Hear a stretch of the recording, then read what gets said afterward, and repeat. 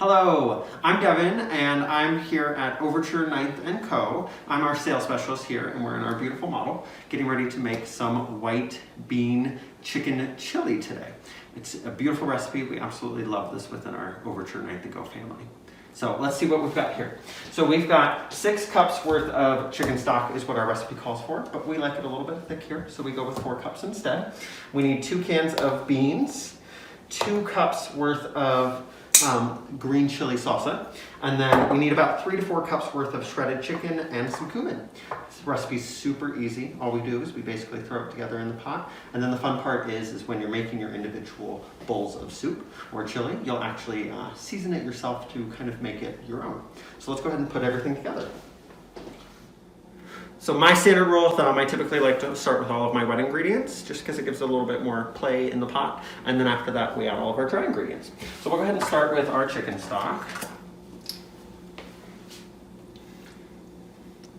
And you'll notice I'm actually starting with the stove turned off. We don't need any heat until we kind of have everything mixed together.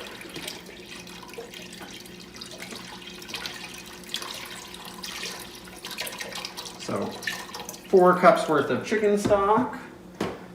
Some good old green chili. Try not to get that on myself. And we've got our 2 cans of beans. We already strained these out. Now this is when I'm going to go ahead and give this just a little bit of a mix before we throw our chicken in there. And all we need is our 3 to 4 cups worth of chicken. Of course, make sure you've washed your hands before you do this. And give it a good old stir before we throw our cumin in there and turn on the heat.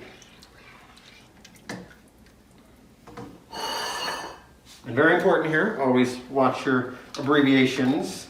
So this is 2 teaspoons of cumin, not 2 tablespoons. Of course, my measuring utensil here doesn't quite fit in my